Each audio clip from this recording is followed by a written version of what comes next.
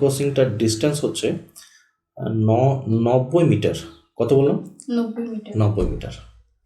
তো যখন হাফ মানে 45 মিটার কমপ্লিট করেছে, তখন একটা বাইক এসে লেভেল ক্রসিংটা ক্রস করলো, অথচ কোনো অ্যাক্সিডেন্ট হলো না। কিভাবে সম্ভব? কালে বর্ষাকালে বৃষ্টি জলে শরৎকালে নৌকায় দোলে, শিউলি ফুলের মালা পরে মামার বাড়ি যাই, মামার বাড়ি যাই। হেমন্ততে ধান পেকেছে সবাই মাঠে যাই, চলো সবাই মাঠে যাই। নতুন ধানের পিঠা পুলি মজা করে খাই, চলো মজা করে খাই। শীতকালেতে কানের মধ্যে লাগে খালি ঠান্ডা, গরম গরম কাপড় পরে সবাই খাও আন্ডা, সবাই খাও আন্ডা। খুব সুন্দর হয়েছে ম্যাডাম, খুব ভালো। আপনি যথেষ্ট নলেজেবল একজন মানুষ, এবং আপনার মতন শিক্ষক বা শিক্ষিকা, যেটাই বলি, যারা পাবে আগামীতে যে শিক্ষার্থীরা, তারা জীবনে অনেক কিছু করবে ইনশাল্লাহ, এটুকুনি আশা রাখি। স্যার ধন্যবাদ ম্যাম। বললেন, খুব ভালো বললেন যে শিক্ষার্থীরা সত্যিই ভাগ্যবতী বা ভাগ্যবান হবেন যে আপনার মতো একটা ম্যাডাম পেয়েছেন। সবই ঠিক আছে। আর কোশ্চেন আনসার না পড়ার জন্য নার্ভাসটা ফিল করেননি, এটা খুব ভালো লাগলো। মানে অনেক ক্যান্ডিডেট কী হয় যে নার্ভাস ফিল করে, যে চোখ মুখ লাল করে ফেলে, পরে ডেমোটা গিয়ে থর করে ফেলে। না পড়াটা কোনো ব্যাপার নয়। অনেক সময় কি হয়, দুটো পার্টি তো 5-5, মানে অনেক সময় এই পার্টে আনসার না করতে পেরেও দেখা যাচ্ছে 5-এর মধ্যে 4 বা 4.5 দিয়ে দিচ্ছে। এবং অনেক ইন্টারভিউতে এটা ঘটে যে কোশ্চেন আনসার না পড়াতে হয়তো আমি নাম্বার পেলাম না, ডেমোটা খারাপ করে ফেললেন। যাকে এটা ওভারঅল দিক থেকে ম্যানেজেবল হয়েছে, খুব ভালো হয়েছে, আমার তো ভালো। আপনি যখন ডেমো দিচ্ছিলেন তখন আমি ভাবছিলাম, মানে এই টিচিং কৌশল কোথা থেকে আমরা পেলাম? স্যার এটা আমার প্র্যাকটিস করতে করতে মাথার মধ্যে অনেক রকমের আইডিয়া চলে আসে, সেখান থেকে নিজের মতো করে সাজিয়ে নিই। খুব ভালো হয়েছে, অসাধারণ। আপনার পড়ানোর যে কৌশল, মানে এবং পুরো ক্লাসটাকে যে কন্ট্রোল করার যে পাওয়ার, যে ক্যাপাসিটি, অসাধারণ ম্যাডাম, কোনো কথা হবে না, দারুণ। এটাই ধরে রাখুন ম্যাডাম।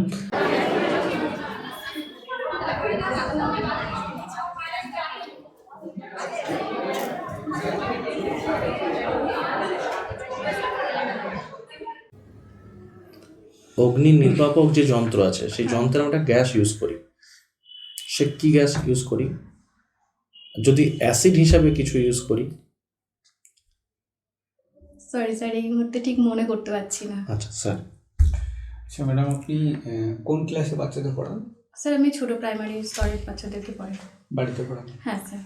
আচ্ছা ম্যাডাম, আপনি বাচ্চাদেরকে পড়ানো শুরু করার সময়তে সরাসরি টপিকে চলে যান, না বাচ্চাদেরকে গল্পের ছলে বা কোনো কিছু অ্যাক্টিভিটিস দ্বারা আকর্ষিত করেন, কি করেন? স্যার সরাসরি আমি তাদেরকে টপিকে চলে যাই না, প্রথমে তাদেরকে আমার প্রতি তাদের মনোযোগটা নিয়ে আসার চেষ্টা করি, তাদের মতো সঙ্গে একটু গল্প করে নিই, তারা মানে সারাদিনে কী করেছে এই বিষয়গুলো গল্প করার পরে তারপরে আমি মূল টপিকে আস্তে আস্তে মজার ছলে চলে যাই। ছোট বাচ্চা বলতে প্রি প্রাইমারি বাচ্চাদের পড়ান?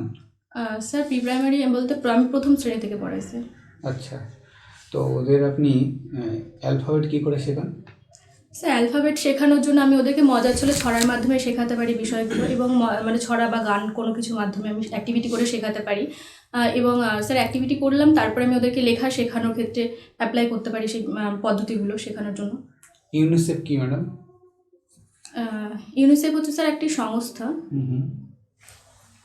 কি সংস্থা, কি কাজ করে তারা?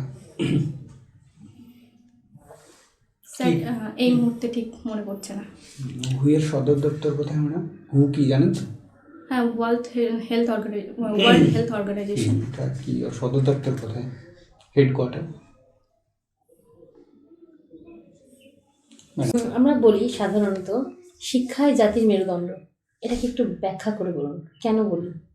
ম্যাম শিক্ষাকে জাতির মেরুদণ্ড বলার কারণ হচ্ছে যে আমরা যেমন সমস্ত প্রাণীদের যে মেরুদণ্ড থাকে, মেরুদণ্ড থাকলে আমরা সোজা হয়ে হাঁটতে চলতে পারি, এবং সেই শিক্ষাটা যদি মানে জাতির মেরুদণ্ডের সঙ্গে এই কারণেই তুলনা করা হয়েছে, যদি সঠিক শিক্ষার মধ্য দিয়ে আমরা বড় হতে পারি, আমাদের সঠিক শিক্ষাটাকে যদি লাভ করতে পারি, তাহলে আমরা অনেক দূর এগিয়ে যাব এবং সেই সঙ্গে সমগ্র দেশের একটা উন্নতি লাভ হবে।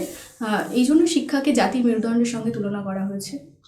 আচ্ছা, ট্যাবুলার আশা বলে একটা টার্ম আছে, এটা কোন মনোবিদ ইউজ করেছেন? ট্যাবুলার আশা আমি কি এটা গেস করে বলতে পারি? নিশ্চয়ই বলুন।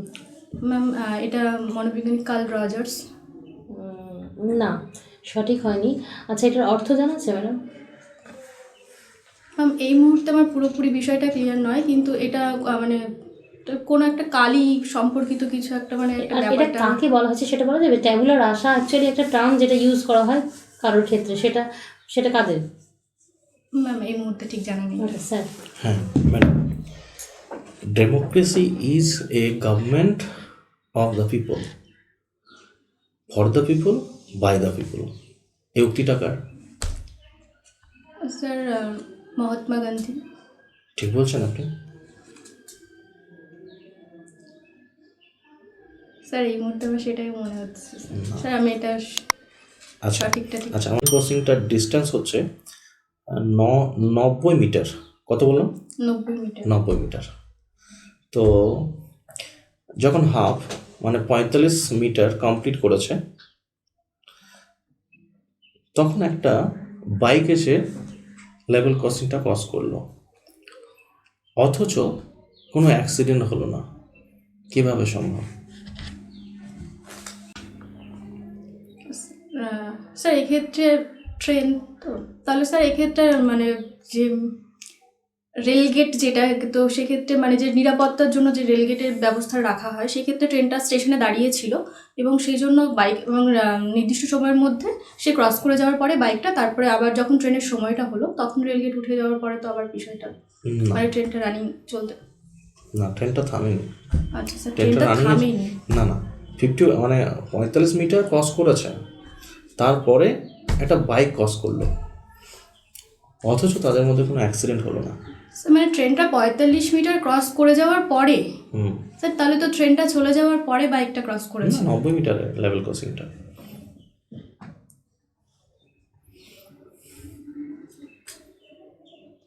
নব্বই মিটার চলে ট্রেনটা, মানে 90 মিটারের মধ্যে স্যার 45 মিটার সে মানে ট্রেনটা ক্রস করে গেছে, এবং ক্রস করে যাওয়ার পরে কি বাইকটা মানে 50 মিটার ক্রস করেছে, এরপরে একটা বাইক লেভেল ক্রস করলো, অথচ অ্যাক্সিডেন্ট হলো না।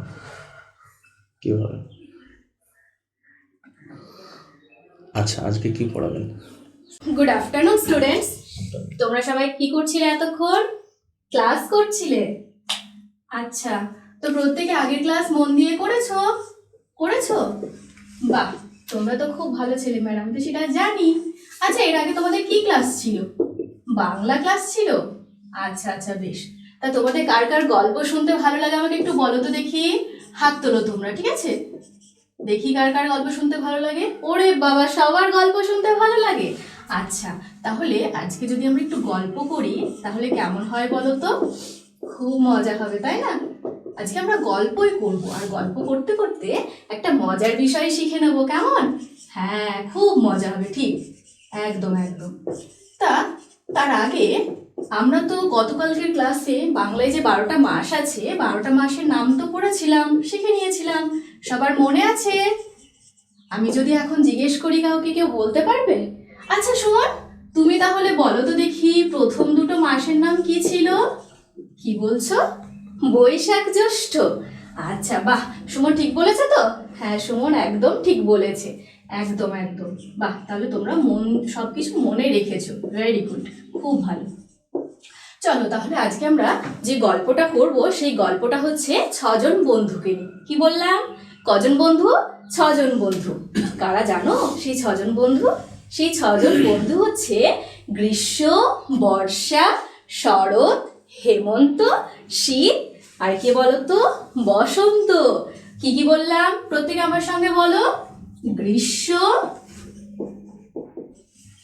বর্ষা, তারপরে শরৎ, হেমন্ত, শীত, আর কে বলতো? বসন্ত। এই যে 6 জন বন্ধু, এরা কি খুব ভালো বন্ধু ছিল জানো? কিন্তু এরা কিন্তু কখনো একসঙ্গে থাকতে পারতো না। কেন? এই যে একজন বন্ধু চলে যাওয়ার পরে আর একজন বন্ধু আসতো। এই যে আমরা বাংলা মাসের নামগুলো পড়েছি, প্রথম দুটো মাস নিয়ে তেমন বৈশাখ আর জ্যৈষ্ঠ একটু আগে বললে না শোন, তো বৈশাখ আর জ্যৈষ্ঠ এই দুটো মাস নিয়ে থাকতো গ্রীষ্মবন্ধু। তারপরের দুটো মাস এই বৈশাখ জ্যৈষ্ঠের পরে কি হয়, আষাঢ় শ্রাবণ, তাই না? তো আষাঢ় শ্রাবণ নিয়ে হতো বর্ষা।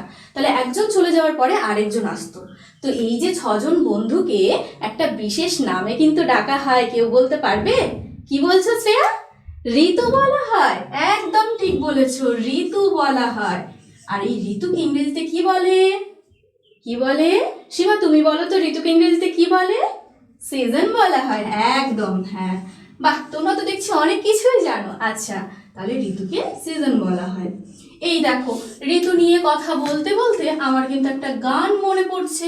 কি গানটা করব? তোমরা আমার সঙ্গে সঙ্গে করবে? যদি করো, যদি বলো আমাকে করতে, আর যদি তোমরা আমার সঙ্গে সঙ্গে করো, তাহলে আমি কিন্তু গানটা করব। তাহলে করি, চলো। আচ্ছা, শুরু করি। গ্রীষ্ম, বর্ষা, শরৎ, হেমন্ত, শীত, বসন্ত। করো, তোমরাও করো। গ্রীষ্ম, বর্ষা, শরৎ, হেমন্ত, শীত, বসন্ত। আমাদের এই 6 ঋতুতে কত ফুল ফোটে। গ্রীষ্মকালে আম কাঁঠালে, বর্ষাকালে বৃষ্টি জলে, শরৎকালে নৌকায় দোলে। শিউলি ফুলের মালা পরে মামার বাড়ি যাই, মামার বাড়ি যাই। হেমন্ততে ধান পেকেছে, সবাই মাঠে যাই, চলো সবাই মাঠে যাই। নতুন ধানের পিঠা পুলি মজা করে খাই, চলো মজা করে খাই। শীতকালেতে কানের মধ্যে লাগে খালি ঠান্ডা, গরম গরম কাপড় পরে সবাই খাও আন্ডা, সবাই খাও আন্ডা। বসন্তকালে পলাশ শিমুল দোলে, গাছে গাছে ফুল ফোটে, পাখি গান গায়, পাখি গান গায়। কু কু। গ্রীষ্ম, বর্ষা, শরৎ, হেমন্ত, শীত, বসন্ত। কি কেমন লাগলো? খুব ভালো লেগেছে? আচ্ছা, তাহলে আজকে আমরা কি কি জানলাম বলো তো? ওকে ম্যাম, চল। আচ্ছা, তাহলে আজকে এই পর্যন্তই থাক। একটা ক্যান্ডিডেট ম্যাডাম সব কিছু পারবে, এটা কিন্তু অস্বাভাবিক একটা বিষয়। আপনি নাই পারতে পারেন, সেটা নিয়ে মন খারাপ করার কিছু নেই। কিন্তু বেসিক কিছু বিষয় থাকে, যেটা হচ্ছে আপনার প্রাইমারি রিলেটেড বিষয়, যেটার মধ্যে কি আমরা যে আগেই যেগুলো শিখে যাই, ডিগ্রি আমাদের যখন চলছে, ডিএলএড ডিগ্রি যখন আমরা করছি, এই কোর্সের মধ্যে আমরা বেসিক জিনিসগুলো শিখে যাই, যেগুলো থেকে আমি আপনাকে বললাম ট্যাবুলা রাসা। আজকে যেমন আমি অনেকগুলো কিছু অনেক কিছু জন লক বলেছিলেন, এটা শিক্ষার্থীদেরকেই বলা হয় সাদা স্লেট। সাদা, সেখানে আপনি যা লিখবেন সেটাই হবে। তাই এবং ওদেরকে এটাও বলা যায়, ওরা হচ্ছে কাদার দলা, আপনি যেভাবে ওকে তৈরি করবেন ও ঠিক সেরকমই হবে।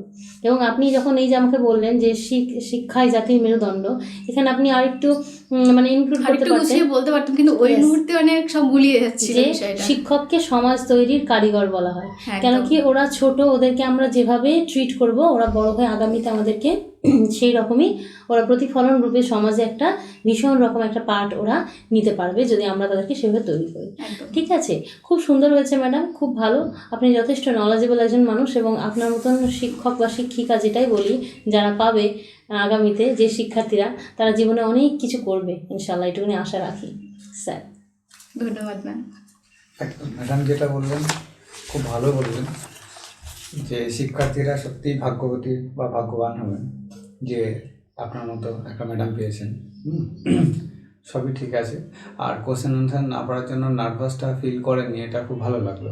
মানে অনেক ক্যান্ডিডেট কী হয় যে নার্ভাস ফিল করে, যে চোখ মুখ লাল করে ফেলে, পরে ডেমোটা গিয়ে থর করে ফেলে। না পারাটা কোনো ব্যাপার নয়।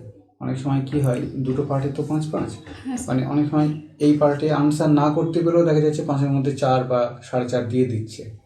এবং অনেক ইন্টারভিউতে এটা ঘটে যে কোশ্চেন আনসার না পারাতে হয়তো আমি নাম্বার পেলাম না, ডেমোটা খারাপ করে ফেললেন। যাকে এটা ওভারঅল দিক থেকে ম্যানেজেবল হয়েছে, খুব ভালো হয়েছে, আমার খুব ভালো লেগেছে। ধন্যবাদ স্যার। শোনো ম্যাডাম, হ্যাঁ স্যার। আপনি যখন ডেমো দিচ্ছিলেন, তখন আমি ভাবছিলাম, মানে এই টিচিং কৌশল কোথা থেকে আমরা পেলাম? স্যার, এটা আমার প্র্যাকটিস করতে করতে মাথার মধ্যে অনেক রকমের আইডিয়া চলে আসে, সেখান থেকে নিজের মতো করে সাজিয়ে নিই। খুব ভালো হয়েছে, অসাধারণ। আপনার পড়ানোর যে কৌশল, মানে এবং পুরো ক্লাসটাকে যে কন্ট্রোল করার যে পাওয়ার, যে ক্যাপাসিটি, অসাধারণ ম্যাডাম, কোনো কথা হবে না, দারুণ। এটাই ধরে রাখুন ম্যাডাম। আর কোশ্চেন আনসার নাই পারতে পারেন, আমি যদি ভাবে একটাও আপনাকে বলতে দেবো না, আপনি একটাও পারবেন না, কোনোভাবেই সম্ভব না। একটাও পারবেন না, বুঝতে পেরেছেন? তো এটা আপনার দুর্বলতা নয় ম্যাডাম, এটা আমার বদমাইশি, আপনার দুর্বলতা নয়, বুঝতে পেরেছেন? তো আমি তো একটু আমি তো জানি এ ভালো ক্যান্ডিডেট, ঠিক? সুতরাং আপনাকে তো আমাকে সেই হিসাবে তৈরি করতে হবে না। আপনাকে যদি এমন বাচ্চা বাচ্চা কোশ্চেন দিলাম, হয়তো আপনি পেরে গেলেন, আপনার দারুণ, আমি ঠিক আছে, স্যার, আপনাকে বাধা দেওয়াটা আমার কাজ, হ্যাঁ অবশ্যই ক্ষেত্রে তো। ঠিক? হ্যাঁ বলুন। স্যার একটা আর প্রশ্ন পারলে খুব যে- ভালো হতো। হ্যাঁ অবশ্যই স্যার, পারলে তো সবার ক্ষেত্রে এটা এটা আব্রাহাম লিঙ্কন আমার ছিল। নিজেরও একটা ভালো লাগতো। হুম তো এই ক্ষেত্রে যেমন অনেকগুলো কোয়েশ্চেন আনসার আমি আজকে পারিনি, এটা আমার একটা নিজেরই একটা খারাপ লাগছে স্যার। হুম হুম। স্যার মানে আমি যদি ফাইনালে গিয়ে যদি মকের ক্ষেত্রে হয়তো প্রশ্ন উত্তরের ক্ষেত্রে হয়তো অনেকগুলো আনসার দিতে পারলাম না, কোনো কিন্তু অসুবিধা স্যার নেই। যদি এক্ষেত্রে কি কোনো রকম নাম্বার? কোনো অসুবিধা নেই madam, interview is a personality test, it is not a knowledge test, right? হ্যাঁ স্যার। ওটাই দেখা যায় সিচুয়েশনে, এই ব্যাড সিচুয়েশনে কিভাবে নিজেকে Control করে ওভারকাম করে হুম, হুম। দাঁড়িয়ে আছে, এটাই দেখে। এইটা